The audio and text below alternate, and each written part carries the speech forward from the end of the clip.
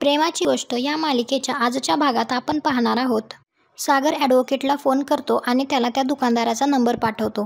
त्याला म्हणतो त्याच्याकडून तुम्ही CCTV फुटेज घ्या, पण याबद्दल कोणालाही काही कळता कामा नये आणि फुटेज हातात आल्यानंतर मला येऊन भेटा, असं म्हणून फोन ठेवून देतो. सागर विचार करतो, मी चुकतोय हे कळतंय मला, पण माझ्यापुढे दुसरा कोणताही पर्याय नाही. सागर माधवीकडे येतो, पण माधवी झोपलेली असते. त्यामुळे सागर तिथून जायला निघतो, तर माधवी त्याला आवाज देऊन थांबवते. त्यानंतर सागर माधवीची विचारपूस करतो आणि म्हणतो काही लागलं तर सांगा. तर माधवी सागरचा हात हातामध्ये घेते आणि त्याला मनापासून थँक्यू म्हणते. तर माधवी म्हणते, मला थोडं थोडं आठवतंय, धडक दिली त्या माणसाने आणि थांबला सुद्धा नाही. म्हणजे आता गाडी चालवता येत नसली तरी लायसन्स वाटतायत का आपल्याकडे? सागर तेथे बसतो आणि माधवीला विचारतो, जर एखाद्याकडून नकळत एखादी चूक झाली आणि आपल्याला ते सगळं माहिती आहे की काय झालं, पण आपण जर एखाद्याला सांगू शकत नसाल, पण एक माणूस म्हणून आपल्याला जर त्याची मदत करावी लागत असेल, तर अशा वेळी काय करायचं? तर माधवी म्हणते, किती गोंधळलात तुम्ही. तुमच्या बोलण्यावरून कळतंय की तुमच्या विचारांचा गोंधळ उडालाय. म्हणजे जर एखादी चूक झाली आहे आणि ती मान्य आहे तुम्हाला, पण तरीही ती तुम्हाला कंटिन्यू करावी वाटतीये. जेवढं मला कळतंय तेवढं सांगू का, एखाद्या वेळी खोटं बोलण्याने जर कोणाचं भलं होत असेल, तर ते खोटं राहत नाही. तर सागर थँक्यू येतो म्हणून तेथून निघून जातो. कार्तिक सावनीला म्हणतो, भन्नाट प्लॅन बनवला आहेस तू, म्हणून तर तू सावनी आहेस. म्हणजे स्टेअरिंग आधीच्या हातात आणि ड्राईव्ह तू करणार. म्हणजे समोरच्याचं प्यादही जगणार नाही आणि आपला वजीरही मरणार नाही. तर सावनी म्हणते, मी काही आदित्यला सांगितलं नव्हतं की जाऊन गाडी चालव आणि ॲक्सिडेंट कर. ते त्याच्याकडून चुकून घडलंय. आणि आता जर चूक झालीच आहे, तर आपल्या आयुष्यातल्या काही गोष्टी करेक्ट करायला काय हरकत आहे? राजाचा जीव पोपटात, तसंच सागरचा जीव आदित्यमध्ये आहे. तो त्याला वाचवायला कोणत्याही थराला जाऊ शकेल आणि या वेळेला सुद्धा जाईल. मुक्ताच्या आईचा ॲक्सिडेंट आदित्यनेच केलाय हे सागर सतत मुक्तापासून लपवत राहील. खूप विश्वास आहे ना मुक्ताला तिच्या सागरवर. आता तिचाच सागर तिचा पुन्हा एकदा विश्वासघात करेल. कार्तिक म्हणतो, कमालची प्लॅनर आहेस तू, म्हणूनच मी आजपासून तुझा शिष्य बनायला सुद्धा तयार आहे. Savani madam, I love you. म्हणजे आय लव्ह युअर प्लॅनिंग. तर सावनी म्हणते, सागरने मला आत्तापर्यंत खूप त्रास दिलाय. त्याला जे हवं होतं ते त्यानं माझ्याकडून करून घेतलंय, पण आता नाही. आता माझी वेळ. आता जर त्याला आदित्यला वाचवायचं असेल, तर मी सांगते तेच त्याला करावं लागेल. आता आदित्यच माझी तलवार आहे आणि ढालही. आता त्यालाच पुढे करून मी सागरवर वारही करणार आहे आणि माझा बचावही करणार आहे. तर कार्तिक म्हणतो, हो सावनी, पण थोडं जपून, कारण मुक्ता आणि सागर जर कोणाच्या मागे लागले ना, तर ते सहजासहजी सोडत नाहीत कोणाला. सत्य शोधूनच राहतील. सो काळजी घे. तर सावनी म्हणते, त्याची काळजी तू नकोस करू. हा प्लॅन सक्सेसफुल होणार सुद्धा आणि आपण जिंकणार सुद्धा. त्यांची वेळ भरली आहे आता. आता माझी वेळ सुरू झाली आहे. मुक्ता गरम कढईला हात लावते, तर तिला चटका बसतो. सागर तिला बर्फ लावून देत असतो, तर तो तिला म्हणतो, तुम्ही हात कशाला लावला त्याला? तर मुक्ता म्हणते, ते कडेला होतं तर मला पडेल असं वाटलं.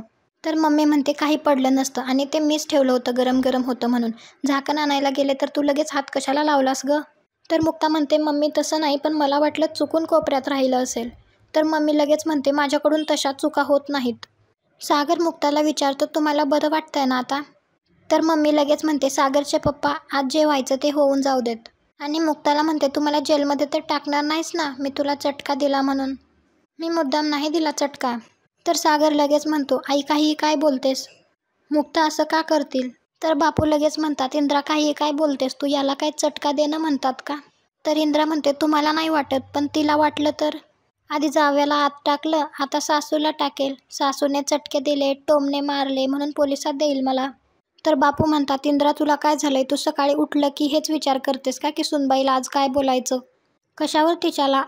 कशाला तिच्यावर खोटे नाटे आरोप लावतेस? तर मम्मी म्हणते, खोटे आरोप लावायचा जिम्मा तुमच्या सुनबाईने घेतला आहे ना. बघितलं का तुम्ही माझ्या स्वातीच्या नवऱ्यावर कसा खोटा आरोप घेतला? आणि आता तर काय कार्तिकरावांनी हिच्या आईचा ॲक्सिडेंट केला. स्वाती कधी तुझ्यासोबत वाईट वागली का? मग तू का तिच्यासोबत वाईट वागतेस? एक नंबरची खोटारडी बाई आहेस तू. तर सागर ओरडतो आणि म्हणतो, आई बास. तर मम्मी लगेच म्हणते, मग तिला पण सांग ना गप्प बसायला. एवढा मोठा आरोप घेतला, काय तर म्हणे कार्तिकने हिच्यावर जबरदस्ती केली, हिच्या आईचा ॲक्सिडेंट केला. सागऱ्या, मी आता हिला बघितलं की माझं डोकं फिरतं रे.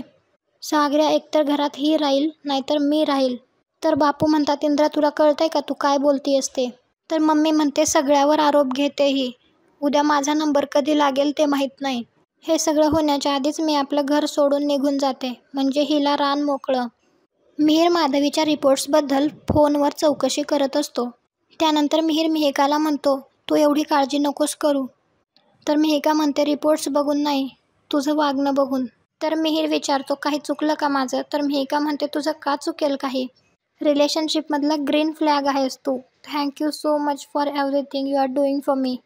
तर मिहीर म्हणतो, हे काय मध्येच थँक्यू वगैरे काय? तर मिहिका म्हणते, मावशीने आपला साखरपुडा मोडला आणि इमिडिएटली तिचा ॲक्सिडेंट झाला. या सगळ्यानंतर मनात राग धरून मावशीला भेटायला सुद्धा कोणी आला नसता. पण तू मावशीसाठी किती काही करतोयस. तिने सगळ्यांसमोर तुझ्या कॅरेक्टरवरती बोट ठेवलं तरीसुद्धा. त्या दिवशी ताईने आणि जिजूने आपल्या दोघांना सगळ्यांसमोर उभा करून आपले दोष सांगितले.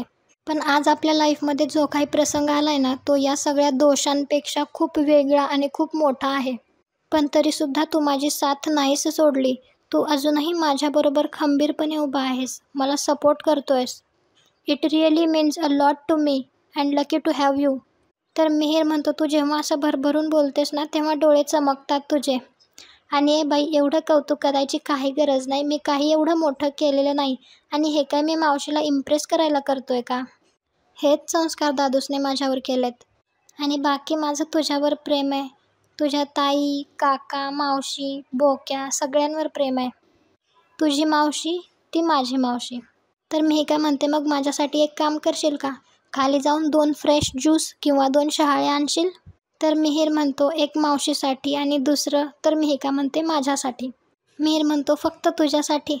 अजिबात रोमॅन्टिक नाही आहेस तू. म्हणे, माझ्यासाठी एक नारळ पाणी आण.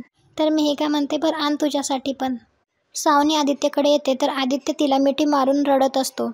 तर आदी म्हणत असतो, मी मुद्दाम नाही केलंय मम्मा, मला पोलिसांमध्ये नाही जायचं. तर सावनी म्हणते, मला माहिती आहे की तू मुद्दाम नाहीच केलं, नको रडूस. सागर पप्पा आहे ना, तो तुला काहीच होऊ देणार नाही. तर आदी म्हणतो, माधवे मॅम, ते पप्पांच्या दुसऱ्या वाईफची मम्मी आहे. त्यांनी जर त्यांचं ऐकून मला जेलमध्ये टाकलं तर? मम्मा, मला नाही जायचं जेलमध्ये. तर सावनी म्हणते, नाही जाणार तू जेलमध्ये. तुझा सागर पप्पांवर विश्वास आहे की नाही? मग ते तुला असं जेलमध्ये नाही जाऊ देणार, खरंच सांगते. पण त्याआधी तू मला एक प्रॉमिस कर. तर आदित्य म्हणतो, ठीक आहे मम्मा, मी यापुढे कधीही गाडीला हात लावणार नाही. तर सावनी म्हणते, ते नाही म्हणत आहे मी. तर सावनी म्हणते, तू मला हे प्रॉमिस कर की तू कोणालाही नाही सांगणार की गाडी तू चालवत होतास. जर हे तू असं केलंस तर सागर पप्पाच काय, मी पण तुला नाही वाचवू शकणार. हे मॅटर मी आणि सागर पप्पा मिळून बरोबर हँडल करू, तू काळजी करू नकोस. बरं मला सांग, तुला मी एक हॉट चॉकलेट आणू? तर आदित्य नको म्हणतो. तर सावनी म्हणते, बरं ठीक आहे, रडू नकोस, जाऊन आराम कर. तर सावनी मनात विचार करते, सॉरी माय बेबी, मी तू ॲक्सिडेंट करेपर्यंत विचार देखील केला नव्हता. पण आता जर हे घडलंच आहे तर मी हे वाया जाऊ देणार नाही. तुझ्या हातून घडलेल्या गुन्ह्याचा वापर मी मुक्ता आणि सागरला वेगळं करण्यासाठी करेल. यात तुला थोडा त्रास होईल, पण त्या दोघांची जोडी जर फोडायची असेल ना, तर मला हे करावंच लागेल. तरच तू, मी, सई आणि हर्ष एकत्र येऊ, आपली कंप्लीट फॅमिली होईल. इकडे मम्मी म्हणत असते, आता तर काय, हिच्याबरोबर हिच्या बहिणीला सुद्धा याच घरचा मुलगा मिळालाय. दोघी मिळून डोक्यावर नाचा. माझं घर मोडू नका हा तुम्ही. तर मुक्ता म्हणते, मम्मी काय बोलताय तुम्ही, मी का घर तोडेन? तर मम्मी म्हणते, नाही कसं, कार्तिक आला होता तेव्हा स्वातीला भेटूसुद्धा दिलं नाही. तिचा संसार मोडलासच ना तू. माझा लक्की माझ्या घरात जेवत नाही. म्हणतो, मम्मी मी पिऊ नये, साहेबाच्या घरात कसं जेवण करू? माझी कोमल तर घरात थांबतच नाही, अभ्यास करायला बाहेर जाते. एक एक करून सगळे माझे पोरं बाहेर गेलेत तुझ्यामुळे. आणि आता तर काय बोंबाबोंब करतेस, कार्तिकने हिच्या आईला गाडीले उडवलं म्हणून. मला तर आता भीतीच वाटत आहे, माझ्यावर पण खोटा आरोप करून ही मला जेलमध्ये टाकेल. त्यापेक्षा मी इथून निघूनच जाते. तर सागर म्हणतो, आई बास झालं, सांगितलं ना एकदा, माझी चूक आहे, मी सांगितलं त्यांना तसं. आणि झाला, हा विषय संपला आता. गैरसमज माझा झाला होता म्हणून मी ते बोलून गेलो. सागर इंद्राच्या जवळ जाऊन म्हणतो, आई तू घर सोडून जाण्याबद्दल बोलू नकोस आणि हवं तर मी स्वातीची सुद्धा माफी मागतो.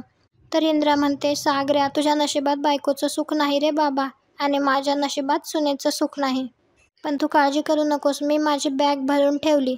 जर मला कोणी काही बोललं तर लगेच मी बॅग घेऊन तुझ्या मामाकडे निघून जाईल. मग बस तू तुझ्या बायकोला घेऊन घरात. आणि इंद्र तेथून निघून जाते. त्यावेळी बापू सागरला धीर देतात आणि तेही तिथून निघून जातात. तर सागर मनात विचार करतो, प्रत्येक वेळी मुक्ता माझ्यामुळे अडचणीत येतात. प्रत्येक वेळी त्यांना माझ्यामुळे ऐकून घ्यावं लागतं. आणि आजचा भाग येथेच संपतो. पुढील भागात आपण पाहणार आहोत. मुक्ता सागरला विचारते कोणाचा फोन होता, तर सागर मिहिरचा म्हणून सांगतो. पण त्यानंतर मुक्ताला कळतं की तो फोन सावनीचा होता. तर मुक्ता सागरला विचारते, मी तुम्हाला डायरेक्टच विचारते, तुम्ही माझ्याशी खोटं का बोललात? तो फोन सावनीचा होता तर तुम्ही मिहिर असं का म्हणालात? हे ऐकून सागरला थोडासा धक्का बसतो. यापुढे काय होईल हे पाहण्यासाठी आपल्या चॅनलला सबस्क्राईब करा. भेटू उद्याच्या भागात.